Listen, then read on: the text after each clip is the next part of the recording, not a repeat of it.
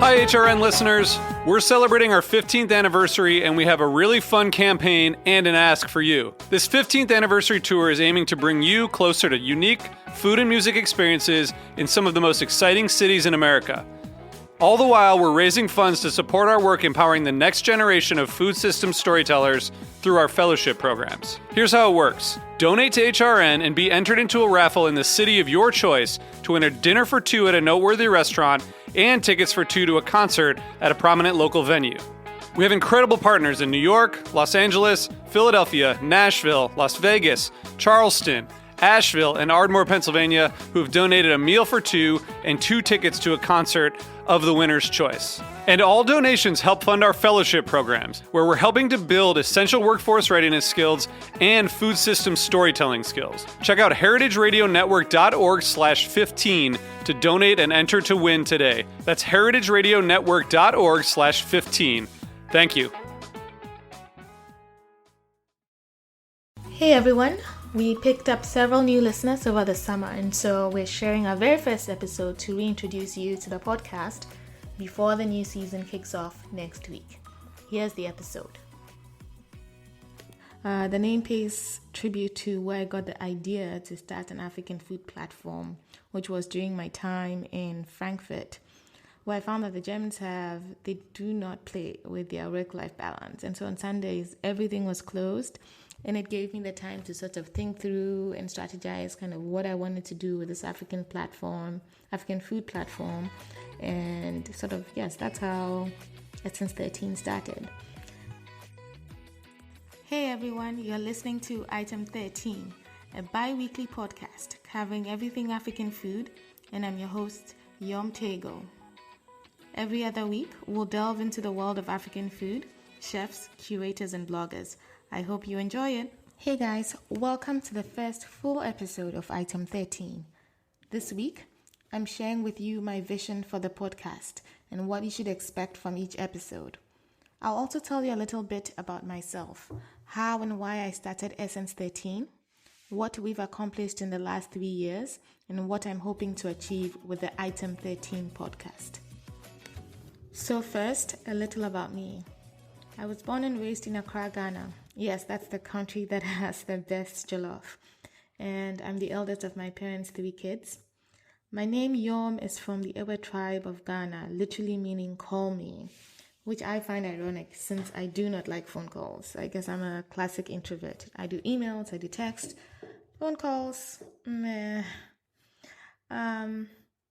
The deeper meaning of my name, though, is call upon God. I was born in the early 80s when Ghana experienced one of its worst droughts and famines. It was also around the era of Ghana Must Go, when millions of Ghanaians came back home after being expelled from Nigeria. So people had to queue for food. It was just a really tough time from what I understand. And I guess my parents named me Yorm as a reminder of who to look up to in the midst of strife or turmoil.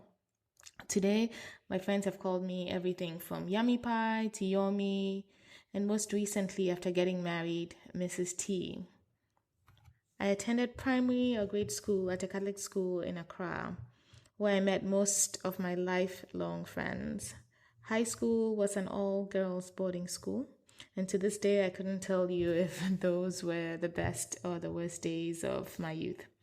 The stories from those days are definitely for another podcast, but I can't say enough about the discipline and the independence that I gained from that high school, which has served me well for college life and beyond. After high school, I moved to the US for college or university, where I've had a career in accounting and finance for the last 10 years.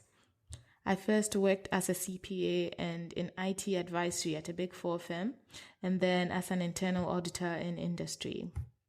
After my internal audit stint, I took 2 years off for a full-time MBA program at Northwestern University's Kellogg School of Management in Evanston, which is a suburb of Chicago. And hands down, it was one of the best decisions I ever made. Some of the most memorable travel, work, friendship experiences came from my time at Kellogg and with my Kellogg family.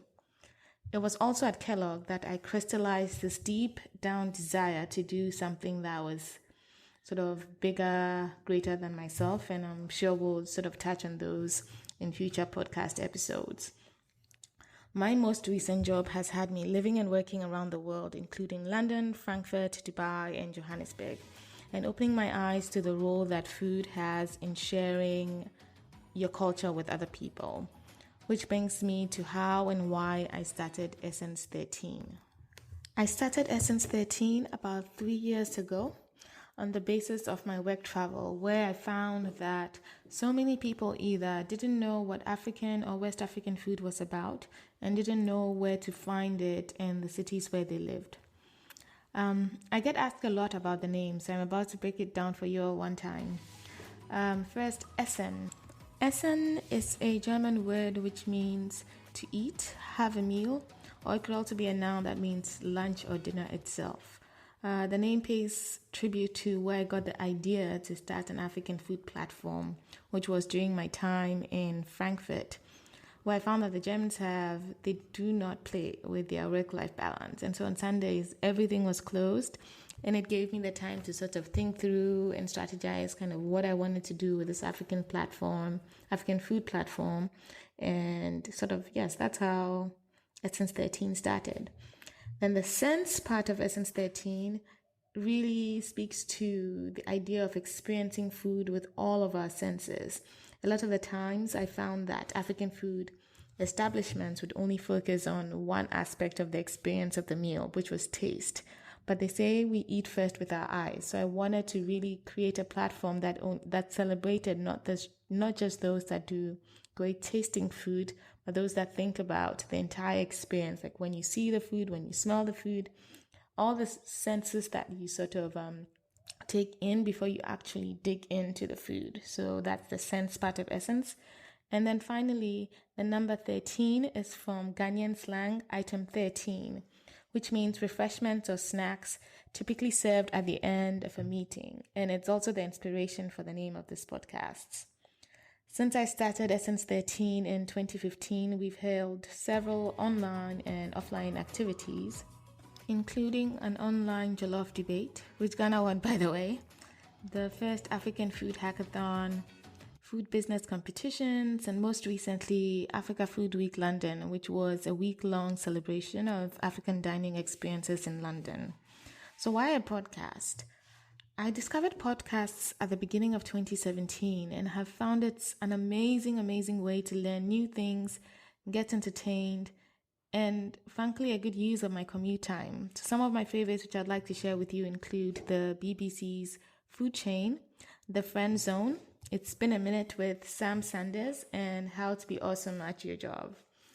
While exploring the world of podcasts, I realized that 1, there were very few podcasts with people of African descent discussing relevant topics for us, and 2, there was no podcast covering the world of African food, which is something that I'm really passionate about clearly and inspired by. So I decided to start the podcast to provide a platform for all the hardworking African foodpreneurs out there, as well as put a spotlight on other people in the ecosystem like bloggers and curators who are also doing their part to help raise the profile and elevate the African food space. So here's what you can expect with each episode. Every other Tuesday, I'll be interviewing an African chef, a restaurant owner, blogger, or curator of dining experiences to get the 411 on what they do. I'll ask questions around their early journey, where they grew up, what influenced them, challenges they faced starting a business in the part of the world where they live in, what they're currently working on, and what we should expect from them. Each episode will also have a specific theme, depending on the guest. We'll cover themes like healthy eating the African way, creating incredible African dining experiences, what it's like to be a chef, and starting a food business. We'll then wrap up each interview with a round of quick-fire questions. These questions will be about, let's say, 5 to 7 questions that each guest will have to answer off the top of their head within a prescribed period of time. Part of the vision of esSense 13 is to raise the profile of African food businesses. And so at the end of each show, we'll share with you an African food business that we are liking that week. If you're interested in showcasing your own African food business or want to share an experience you've had at an African restaurant anywhere in the world, please email us at info@essence13.com for details. Remember, there's no C in essence. Sense is about experiencing food with all of your senses. Hey guys, thanks for listening to Item 13, an esSense 13 production. If you like the show, please subscribe, rate, and review us on iTunes. To keep up to date on news and events from esSense 13, please follow us on Instagram, Facebook, and Twitter. esSense and the number 13. Thank you.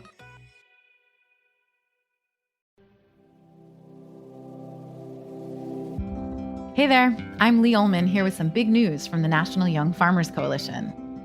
We're partnering with Heritage Radio Network on a special season of The Farm Report. It's all about what's happening with the Farm Bill and how it impacts farmers and eaters. I am growing diversified vegetables on land that's been in our family for 150 years. And so with the pandemic, gentrification, property values going up, we had to sell the land and we lost it. Join us as we uncover the untold stories behind this massive piece of legislation that shapes how we grow our food, what we eat, and so much more. The problems we have had, those are things that come from earlier Farm Bill and USDA policy, right? Like Earl Butts, get big or get out. You know, it's my responsibility to know not only what I'm eating, but then like how that all came to be. And realize like, wow, like this piece of legislation, all this money, like it's technically something that I support as a taxpayer. While Congress debates the next Farm Bill, this is not just an invitation to listen. It's a call to action. Be part of the conversation. Subscribe to the Farm Report on Heritage Radio Network, wherever you listen to podcasts.